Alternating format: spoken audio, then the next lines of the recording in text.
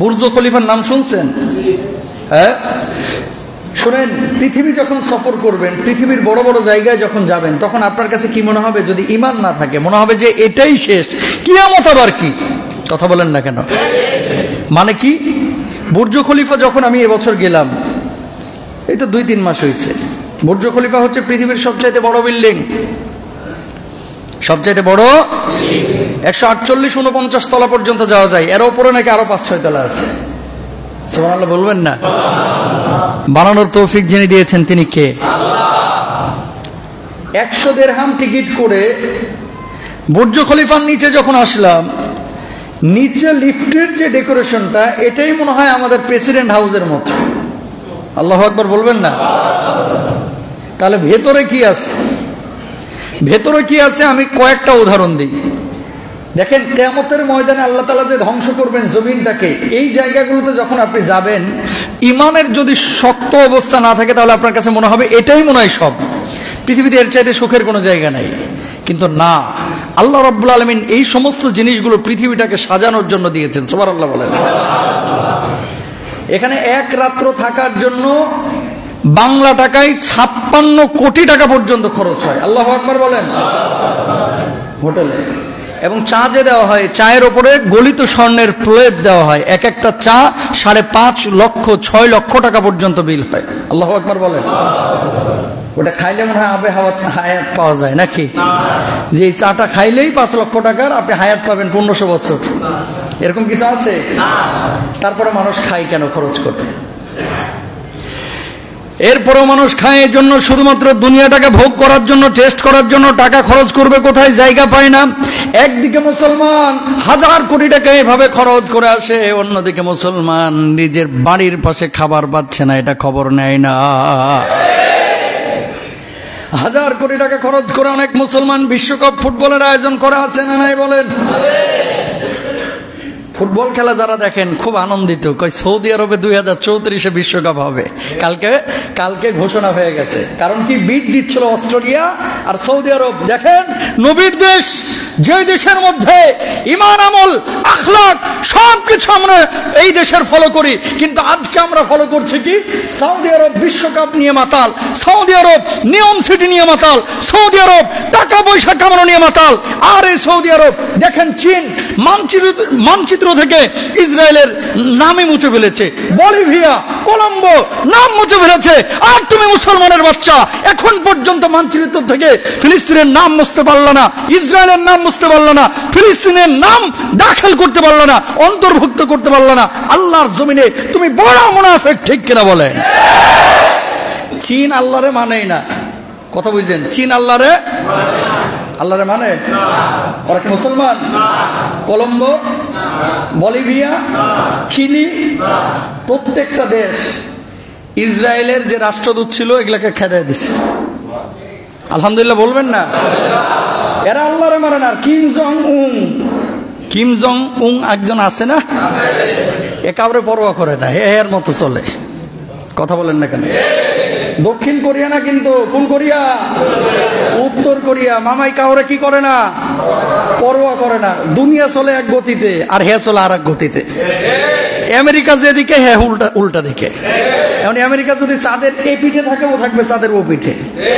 Kim Jong উন 2 দিন আগে ঘোষণা দিচ্ছে যে ফিলিস্তিনের জন্য যা করার দরকার আমি উত্তর কোরিয়া থেকে তাই করব।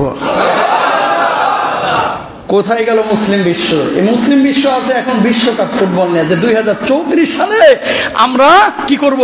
বিশ্বকাপ ফুটবল আয়োজন করব। কোথায়? সৌদি আরবে। ফিলিস্তিনের জন্য তুমি করলাটা কি? কথা বলেন না কেন? হাজী সাহেব ভুল বুঝেন না, মনে করেন না যে মায়ের ফিলিস্তিন একাই খাচ্ছে। এই সৌদি এমন পিটানি খাইবে, এই আমেন এমন পিটানি খাইবে কিয়ামতের আগে। আল্লাহ যদি হায়াত দেয় দেখতে পাবেন। আল্লাহ মাফ করুক, আমিন বলেন। নবীর দেশ বলে যে সব গুনাহ মাফ, এটা মনে করেন না। নবীর দেশে আবু জাহেল আসে নাই? আপনি কি হাজি? আবু জাহেল আরো বড় হাজি ছিল। কথা বলেন না দেখি। আপনি কয়বার হজ করছেন? অনেকে তো একবারও পারেন নাই।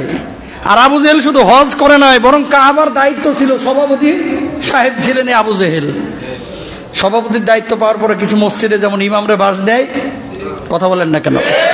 আর আবু জেহেল সভাপতির দায়িত্ব পাওয়ার পরে কাবার মধ্যে 300-র উপরে মূর্তি নিয়ে জাহান দেয়া দিয়েছে। নাউজুবিল্লাহ বলেন না?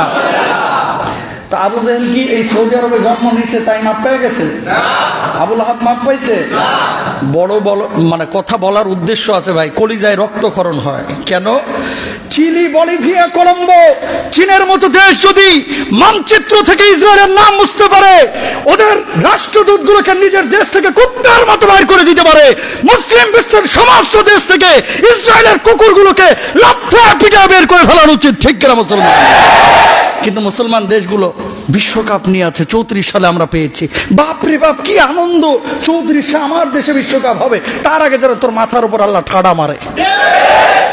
প্রিয় ভাইরা আমার, কোন মুসলমানের বাচ্চা এগুলো নিয়ে প্রফুল্ল হতে পারে না, এগুলো নিয়ে প্রফুল্ল হতে পারে না। মিডল ইস্টের দেশ, মুসলমান ভাইরা থাকে দেখে আমরা ভালোবাসি, কিন্তু এদের কিছু কাজকর্ম যেটা আবু জেহেল, আবু লাহাবের চাইতেও খারাপ, ঠিক কিনা বলেন? আজকে নবীজি যদি থাকতেন, ওমর যদি থাকতেন, একটারও ঠিক রাখতেন না, সবগুলার কল্লা ফেলাই দিতেন। কারণ কি? কারণ হচ্ছে একটা, যারা ইসলামের প্রকাশ্য শত্রু তারা যদি মাজলুমদের পক্ষে থাকতে পারে, তুমি ইসলামের লেবাস ধরে, ইসলামের মতো দাড়ি নিয়ে, টুপি নিয়ে, নামাজ নিয়ে, মসজিদ নিয়ে, আল্লাহ তাআলা তোমার এত সম্পদ দিল, তুমি তোমার ভাইয়ের পাশে থাকবা না? আল্লাহর কাছে দাঁড়াইতে হবে না তোমাকে? কি জবাব দিবা তুমি? আল্লাহ মাফ করুক, আমিন বলেন, আরো জোর বলেন। কিম জং উন যদি সাপোর্ট দিতে পারে, আমাদের ভাষ্যমতে সারা বিশ্বের সমস্ত মুসলিম দেশগুলোকে এই ফিলিস্তিনের মানচিত্রটাকে নতুন করে তাদের ভিতরে 1947-এ গোটা ফিলিস্তিনের যে মানচিত্রটা ছিল বিশ্ব মানচিত্রে এখানে দাখিল করা উচিত, যে ইসরায়েল নামে বিশ্বে কোনো দেশই নাই, ঠিক কিনা? প্রিয় ভাইরা আমার, তো বুর্জ খলিফা, যে বুর্জ খলিফায় উঠলাম আমি টিকিট কেটে, এক ভাই স্পন্সর করেছিল, তিনি জোর করে নিয়ে গেছে। আমরা আবার আকাঙ্ক্ষা করে টাকা খরচ করে যাই নাই, বলছে হুজুর দেখেন না, উনি দিলেন, আমরা গেলাম। 1 মিনিট 20 সেকেন্ডে 149 তলায় চলে গেছে। কয় মিনিট? 1 minute 20 second. পাবলিকের মাথায় যেন এটা না থাকে যে আপনি কত উঁচুতে উঠতেছেন, ভয় পেয়ে যাবে না যদি নিচে দেখে। আর কি স্পিডে বিমান, কি স্পিডে চলে, এর চাইতে মনে হয় বেশি স্পিডে। কথা বুঝতে পেরেছেন? তার মানে কি, ওই লিফটের মধ্যে আবার কি করে দিছে, ডিসপ্লে করে দিছে, মিউজিক দিয়ে দিছে, যাতে করে মানুষ ঢোকার পরে মানুষের মেন্টালিটি ওই বিল্ডিং এর দিকে না যায়, মিউজিকের দিকে যায়, আর মানুষ ভুলভাল বুঝে, আর মানুষ কি উপরে 1 মিনিটের মধ্যে উঠে যায়, যাতে করে ভয়টা কাজ না করে। দুনিয়াকে সাজানোর জন্য কত আয়োজন। এরপরে গ্লাস দিয়ে দিছে, এরপরে কফি, চা, মানে কত ধরনের দুনিয়াকে সাজানোর জন্য, ভোগ করার জন্য যত আয়োজন আছে, যত খাবার আছে, সবকিছু এখানে রেখেছে। তাহলে কিয়ামতের ময়দানে কাল্লা ইদা দুক্কাতিল আরদু দাক্কাং দাক্কা, যখন মহাবিশ্ব আল্লাহ তাআলা ধ্বংস করবে, বুর্জ খলিফা ছাড়া সবকিছু ধ্বংস করবে, তাই তো? পাহাড় যদি তুলার মতো উড়ে, বুর্জ খলিফা চুলের মতো উড়ে যাবে। পাহাড় পর্বত যদি তুলার মতো উড়ে, বুর্জ খলিফা চুলের মতো উড়ে যাবে। এগুলো কোনো নাম নিশানায় থাকবে না। আপনি মনে করেন না ফ্যান্টাসি কিংডমের পানিগুলো মনে হয় হুজুর ওরকমই থাকবে, না। এই পানি ছাতার মাথা সব শুকিয়ে যাবে, ঠিক কিনা বলেন? সব কি হয়ে যাবে? সমতল